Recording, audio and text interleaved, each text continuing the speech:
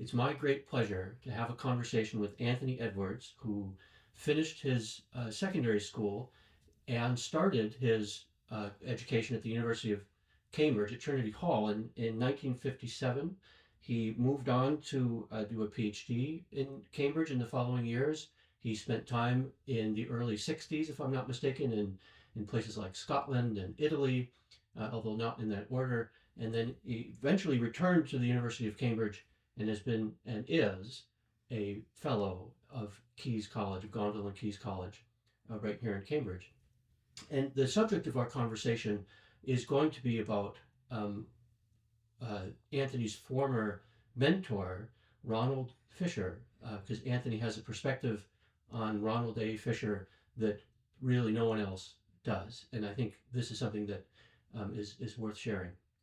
So with that in mind, Anthony, may I ask, who was Ronald Fisher and what were some of his major contributions to science? That's quite an interesting question, but also a very difficult one, particularly in a relatively short space of time.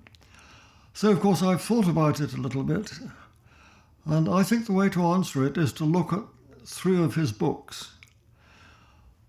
The first book I'll draw attention to is Statistical Methods for Research Workers, which was published in 1925, and that was the consequences of work that he did when he was a fellow of Caius College in 1922 in a path-breaking paper called, well, it's basically the mathematical theory of statistics, in which he established his concept of the method of maximum likelihood and created a means of extracting and thereby creating a means of extracting information from data, which was novel and has lasted, it's passed the test of time and has become an absolutely standard practice in statistical theory. That book did not contain very much about the design of experiments, and we'll come to that in a moment. It went through 14 editions, and for all those editions, it was absolutely the standard text, Statistical Methods for Research Workers, for people in the sciences particularly, but eventually, of course, for people in the social sciences as well. It was their introduction to statistics, as it was my introduction to statistics. The next book was the famous Genetical Theory of Natural Selection. And that also started as a paper in 1922 when Fisher published the first equations for the stochastic treatment of gene frequencies.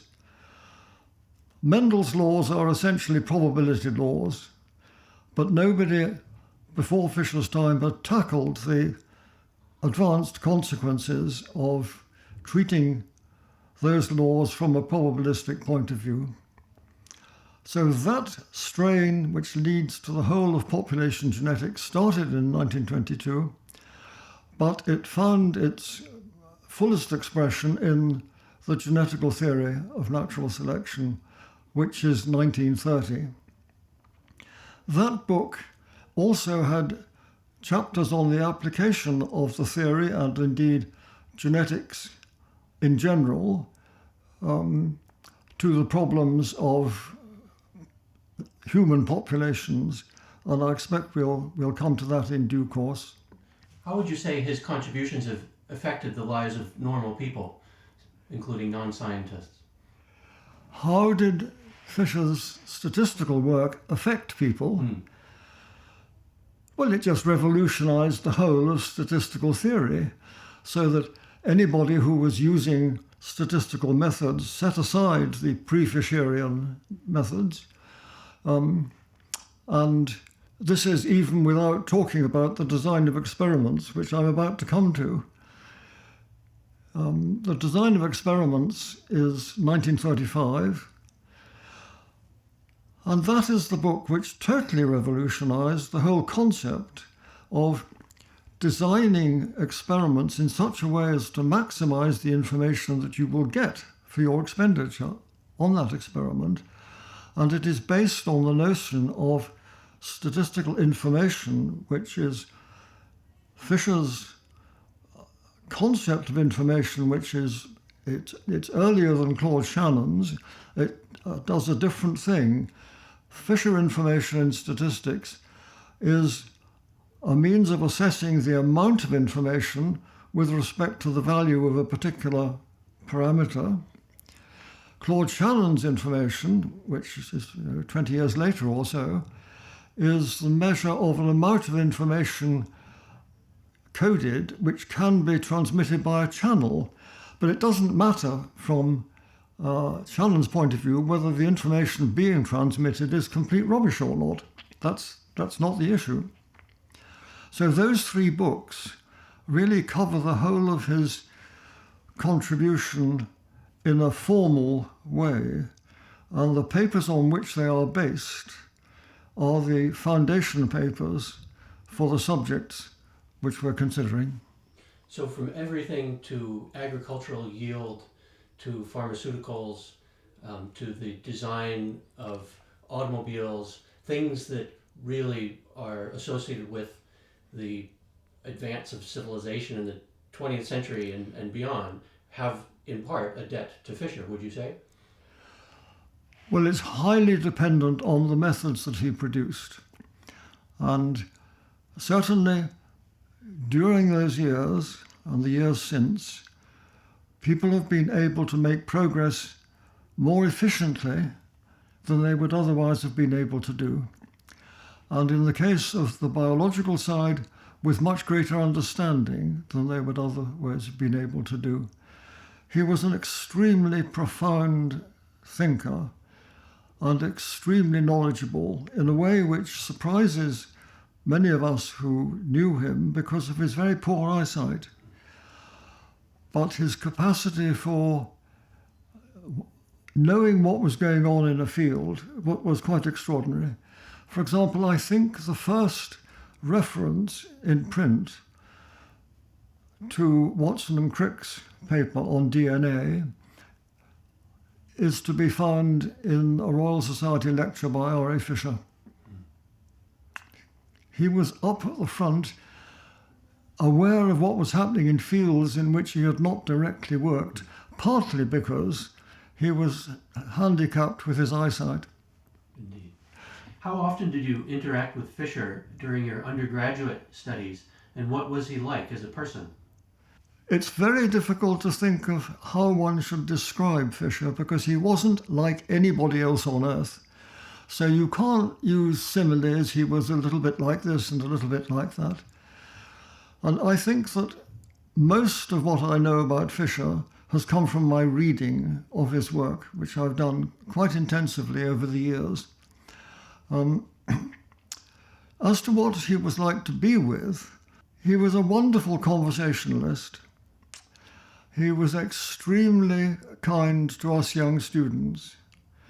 But what one has to appreciate is that the department I'm talking about was extremely small. It consisted of Fisher as the professor and head. So this was up at Stories Way, is that correct? In Stories Way, 44 Stories Way. Yeah. It was a house which was provided by the benefactors of the Arthur Balfour Professorship of Genetics for his private residence. But after the war, it was never used for that. But a consequence of this is that since the university had not provided a departmental building, and Fisher was living in college, it got turned into the Department of Genetics physically too. So in this house we used to meet. As well as Fisher, the only two academic posts were filled, one of them by A.R.G. Owen, my supervisor, and one of them by Margaret Wallace, who was primarily responsible for the mouse experiments. So every tea time, we would go into Fisher's little room, quite a small study, and there would be the departmental tea. And of course, Fisher was always the focus of conversation for us students. We would ask him questions, just casually, not taking our problems to him or anything like that. So from that point of view, it was a very small social setup. I suppose we were 6 or 7 students. When I say students, I mean research students, because I was the only one who was actually an undergraduate, apart from another who was doing a second year in the genetics course. I was just doing the normal 1 year. David Jones, who became a professor in Hull afterwards, he had started the year before. So I was the only one admitted in that year. Well, this was a very small, very friendly community. As far as the sort of conversation that we had, I can remember asking 1 or 2 questions. Again, they were specific questions, but they were ones which were not directly associated with the teaching or anything like that. And this was, I just exemplify a very, very friendly atmosphere. Aside from that, he was always ready to answer questions. So I would go and knock on his door, and particularly coming up towards the exam, of course, I was engaging in probing one of the examiners to find out if there were possibly any hints as what might have been going on. And in a way, it was possible to do this quite honourably, because I eventually worked out that if I asked him a question which he was not completely on top of, he would tell me to go and ask one of the research students, which was fair enough. And I didn't think of the implications of this at the time, but of course I've thought about it quite a lot since. And then socially, I can remember occasions, most memorably after I'd graduated, and of course I knew him even a little bit better then, and that made no difference to his to his social role in the department, because he had no successor appointed for, it must have been a couple of years. So he stayed on coming to the department every day, and the chat just continued. What time frame are we talking about? So this was while you were an undergrad? Pardon? So this was then whilst I was a research student. So meaning that you had... So I just carried on. As a student at the University of Cambridge in about 1959? Yes, I carried on until I took my PhD in 1961. But he had by then, in about 59, gone to live in Australia. But even then I didn't lose contact, so I can tell stories of more contact with him on his visits back to Cambridge. But also, I can remember extremely clearly, and so can my wife Katharina, because we invited him to dinner in our cottage in Barton, when I discovered that he was staying in college over Christmas by himself, with one cook laid on by the college to keep him fed. It was as literal as that. So I invited him out and brought him out to dinner. One day when my father was staying with us, my mother was in hospital, my father had come to stay with us, and so I had these 2 old men, and they got on absolutely famously. There are other occasions, but I think you won't want me to talk endlessly about the social occasions, but what it brings out is that I had a relationship with him which was extremely friendly. I never crossed him in any way in which other people had done. He never criticized me unfairly, as he had a reputation for doing for some people. Most of the time he was criticizing fairly, because people were simply not understanding what his point of view was.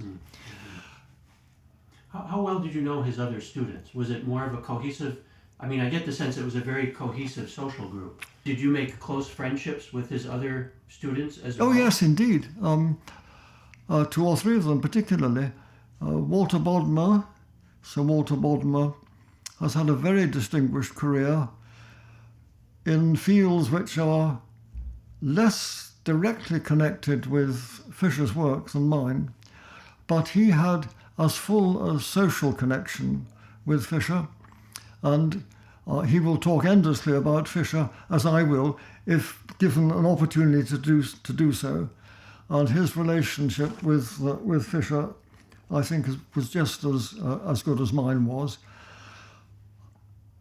And I can tell an anecdote about Walter too, because when I became a student in Part 2 genetics, I really had no idea, or very little idea, who Sir Ronald Fisher was. I knew his book, Statistical Methods for Research Workers, before coming up to Cambridge, but I had very little further idea about him. Walter Bodmer was always, he won't mind me saying this, rather precocious. He was always lapping up all the latest information where I was sort of plodding along. So I was trying to teach myself statistics. And Walter and I got into conversation about the sort of books I might read.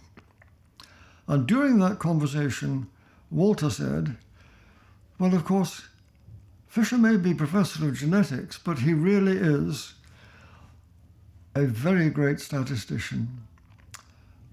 You can't tell it immediately by talking to him, but he knows it, and he knows he is the measure of Gauss and Laplace. And I remember that to this day. So I'd like to switch topics a little bit now and ask you about Fisher's views on applying principles of genetics to human society in particular. And the question is, was that sort of desire to apply principles of population genetics to human society popular throughout the mid 20th century? I think the best way to answer that is to go back right to the beginning of his time in Caius. When he came up to Caius, he'd clearly already fully absorbed Darwin's message. And Darwin's message included, of course, the book The Descent of Man. And so he was very sensitive to the realization that we too, Homo sapiens, are governed by these rules. That hurdle, which many people these days have not yet managed to jump over, was quite clear. Clearly, to him, there was no problem there. When he came to Caius, he found himself in an environment where several of the fellows were members of the London-based Eugenics Society. No, we're talking about 1911 or so when he came to Caius? He came up in 1909. Okay. Yes. And Cambridge itself was a hotbed of discussion of these problems.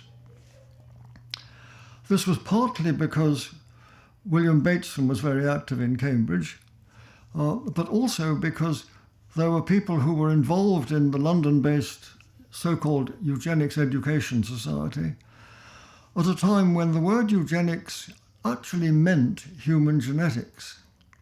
The phrase human genetics had not yet been invented. The word eugenics had not yet been, shall I say, disinvented. So it didn't carry any of the baggage which the modern day use of that word carries and for which it is deliberately used nowadays. This environment involved two fellows of Caius in particular.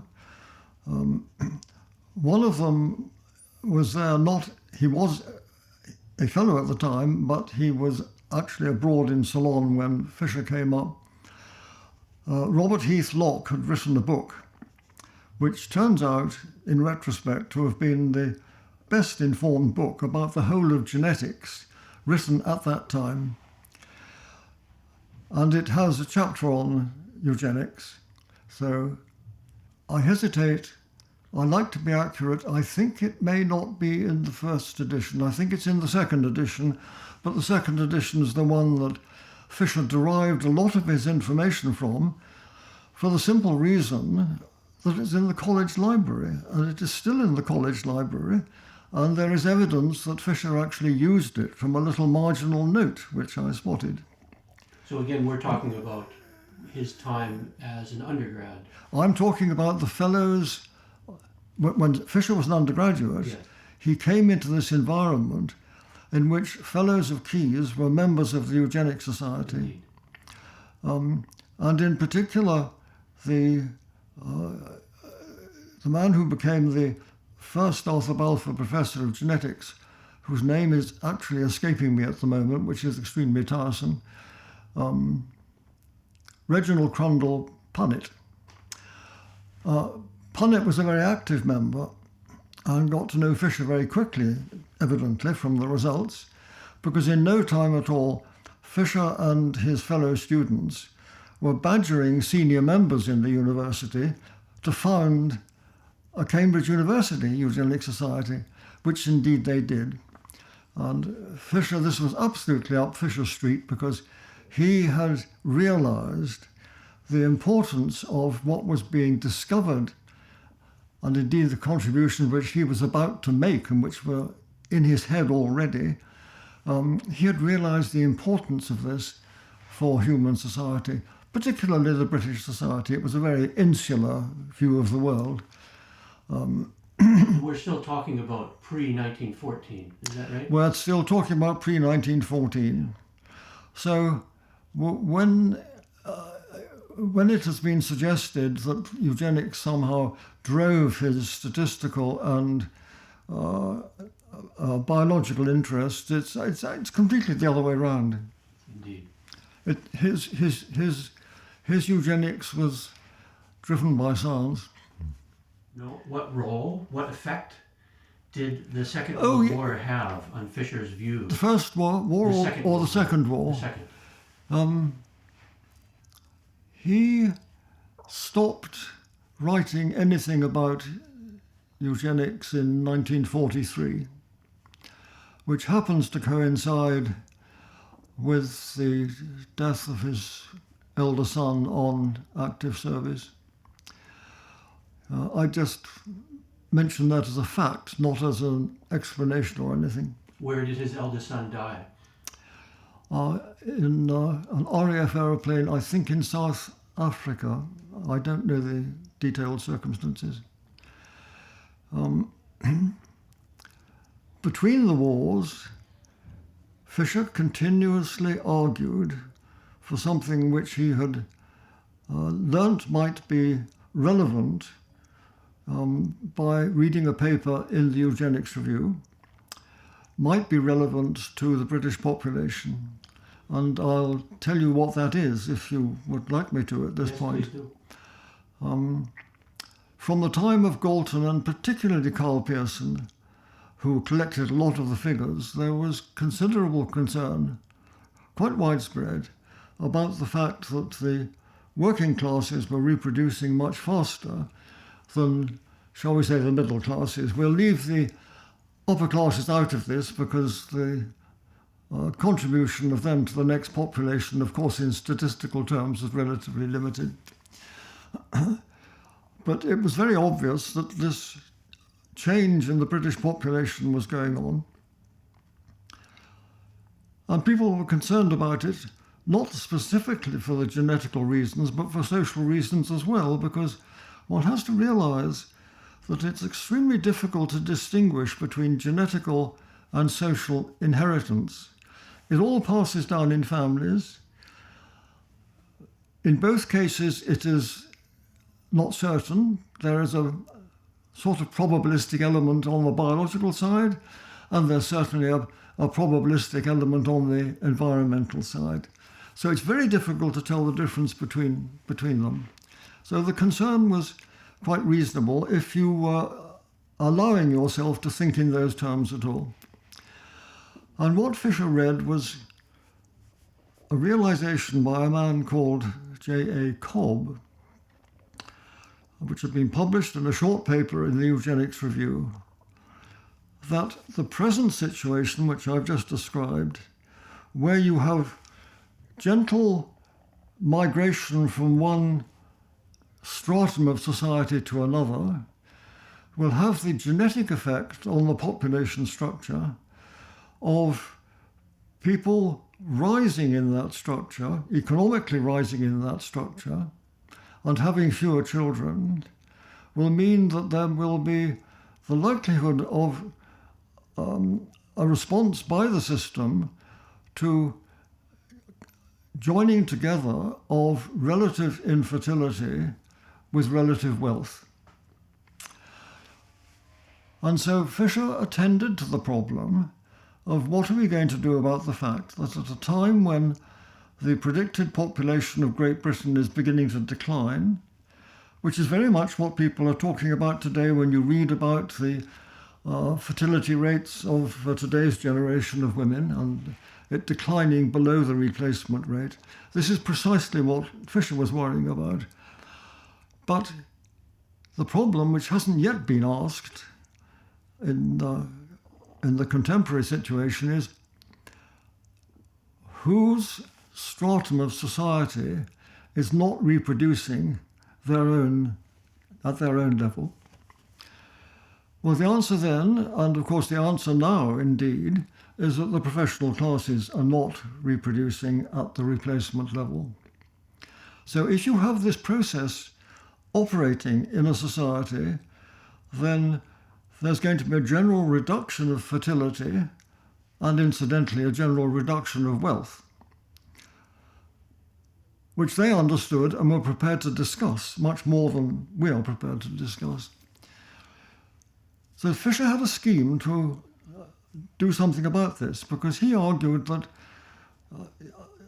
the situation in Britain was very much one in which relatively well-off people were not prepared to have as many children as they naturally would, because they were responsible in those days for their education and their feeding and for their future. And therefore they wanted to concentrate these resources, which although greater than average in the population, were in their view limited resources, on doing the best for their children. So the distribution of actual fertility in the middle classes was very uneven. And he thought that the way to try and solve this is to have a system of child allowances which was not paid for by the taxpayer. And this is an extremely important point, because so many commentators on Fisher say that he was wanting to have a system of allowances for wealthy people paid by the taxpayer. No, it wasn't like that at all. He was going to take let us take a profession like the university teachers, for example. The university teachers did not have a child allowance system. And it was introduced by Sir William Beveridge, who was the head of the London School of Economics. What year are we talking now? When? Yeah. The argument was going on throughout the war, actually. The argument had been going on before the war, which is when Fisher put forward his views that the way to solve such a problem, taking that profession as an example, is the profession itself must solve it by ensuring that the responsibility for producing the next generation is equally shared amongst the people able to reproduce in that generation. And that the way to do this is that you must have a child allowance scheme to which the childless contribute, so that any additional children produced, the cost is shared throughout that part of the community. That was all he proposed, and intelligent argument went on about this against William Beveridge's scheme, which was one for straightforward child allowances to relieve child poverty, which of course has a dysgenic effect in the terms in which we're discussing these problems. And Fisher and Beveridge argued about this publicly, Beveridge, incidentally, was a member of the Eugenics Society too, as many people on the left were, because they were looking for that sort of solution to problems. But the Beveridge report, well, Fisher lost the argument. So the rather long answer to your quite short question is Fisher's involvement had no effect at all. On his... So just to recapitulate the question, Fisher's involvement in this social engineering had no effect on his scientific work. Is that right? No, I was saying it had no effect on national policy. I see, right. You know, it had none of the effect which it was intended to have. Indeed. When it comes to a consideration of his interest in genetics, I believe it had no effect on that development, though being quite well informed about his population genetics side, I can see little hints of his acceptance of the biological argument. There was no doubt about that, but it wasn't his argument originally, as a matter of fact. Indeed. Now, the class system to which you referred, Yes. was at the time an economic system? Was there any ethnic ingredient in that at the time in Britain during and before the Second World War? I don't catch the exact question. I know the time you're talking about and the classes you're talking about, but what was the question? What made a class? Were they economic factors or some other factor? I don't think that that entered into Fisher's description at all. His he was talking about social advancement in a very vague way. That kind of uplift which my family's been through, for example, if I'm allowed to call it an uplift. I mean, if you think that there is some kind of social improvement from somebody who goes from having, well, what shall I say, ancestors in the near past whom I remember who were steel workers and coal miners in South Wales, to sitting here in a Cambridge college, well, a change has taken place. Okay. It's not done to describe precisely. You soon get into immediate trouble as soon as you suggest that there might be words which might describe this variation, which to a biologist like you is simply the natural variation of many factors in a population which you would necessarily expect, because that's the way a biological population works. I guess I'm asking, well, perhaps I could clarify my understanding, which is that the kind of groups to which we refer today, Yes. when we use the word race, had next to nothing to do with the class system in Britain during and before the war. Do you think that's a fair statement? Well, I think that's true, and what's more, I had been thinking a little bit about the questions that you wrote down, and then I forgot about it for a week or two, but I did actually look them up again last night just in case I ought to inform myself about that. And I rapidly came to the conclusion that what one has to do in this game is, first of all, to abolish the word eugenics, because it means so many different things. It means, to the English before the First World War, social improvement, which is why a lot of people on the left were involved in it. It meant to the Americans between the wars activities which we, and particularly Americans, deplored having been involved in, which were not taking place in this country where there was no legislation.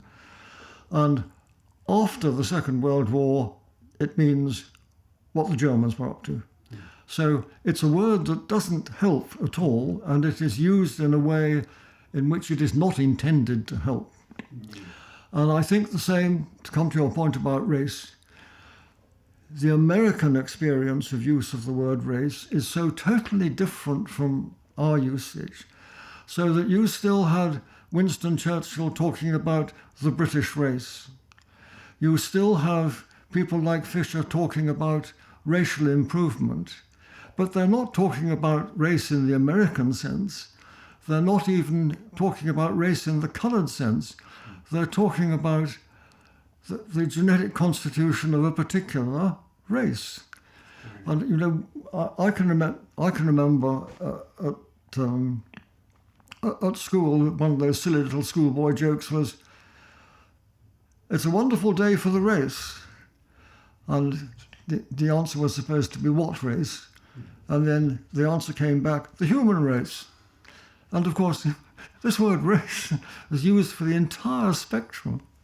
How should Ronald Fisher be judged today for his involvement in the Cambridge Eugenics Society? I think I've more or less answered that by the time he lost out with his pet project to... that was the legislation to which you were... In 1943, yes. Once he'd lost that argument, he wrote quite an interesting account of his whole approach. And then he never really spoke about it again. And I know that directly from something of his that I've read, which I can't actually put my finger on, but certainly there is a printed report by the American geneticist Jim Crow, who was very friendly with both Sewell Wright in America and Ronald Fisher. And he discussed this with Fisher, and he came away with the impression that Fisher just simply got tired of arguing. He never dropped the argument. What is the argument? It is that Charles Darwin demonstrated that Homo sapiens is subject to natural selection, and we're subject to natural selection even when we don't think about it at all. But my goodness, it's going on all the time.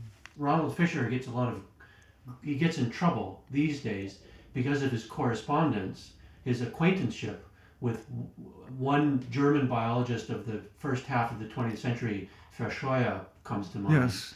Do you think Fisher should be judged today for his correspondence with German biologists who were active in Germany during the war? I certainly don't think he should be judged by it, but that's a matter of reading the correspondence, which indeed, through my friend Malcolm Smith, who's been very assiduous in looking at the correspondence, it is clear that this was a normal academic friendship of which Fisher, I'm glad to say, had many examples.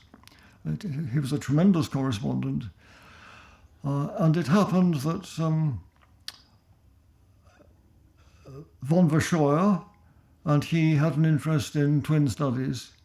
And so the conversation started before the war, and there is no direct evidence in the correspondence, or indeed elsewhere, that Fisher knew anything about Verscheuer's role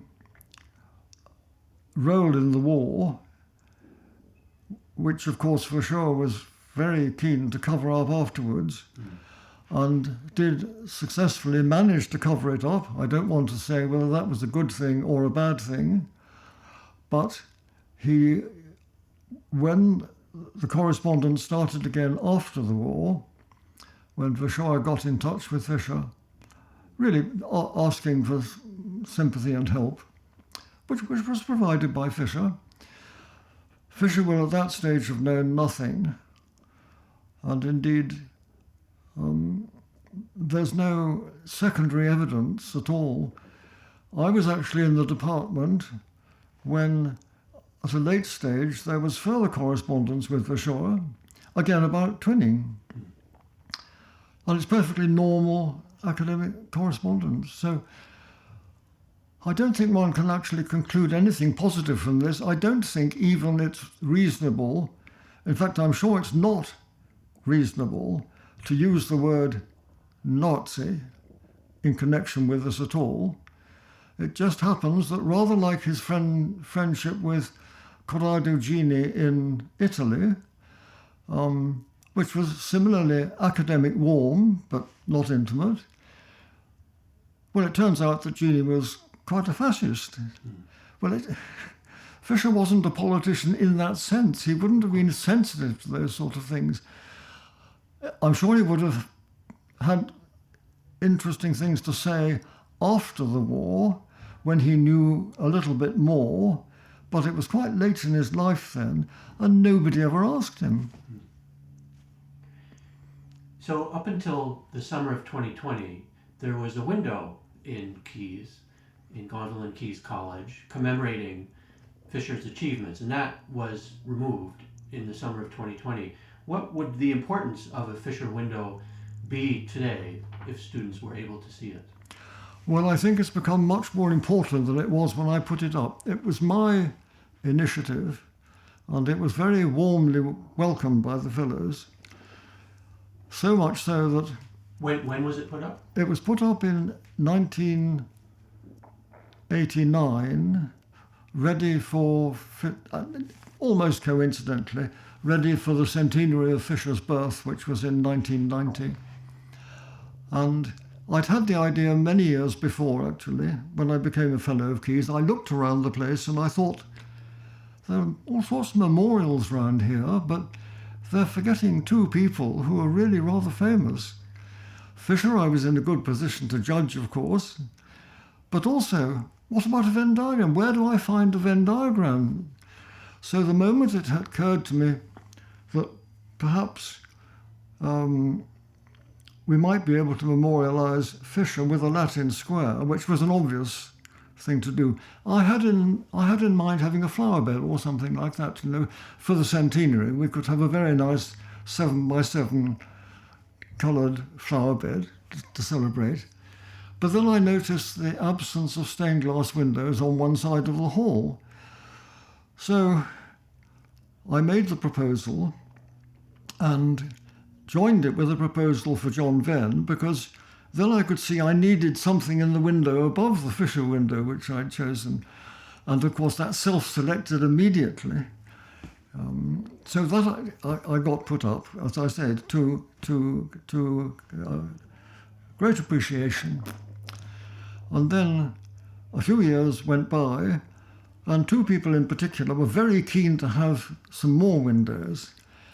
I was very reluctant, actually. They were pressing me, do something about the other windows, Anthony. And I would say, well, I wouldn't actually say it, but I would say to myself, I don't think I can do justice to other people with the same severe style of geometric representation.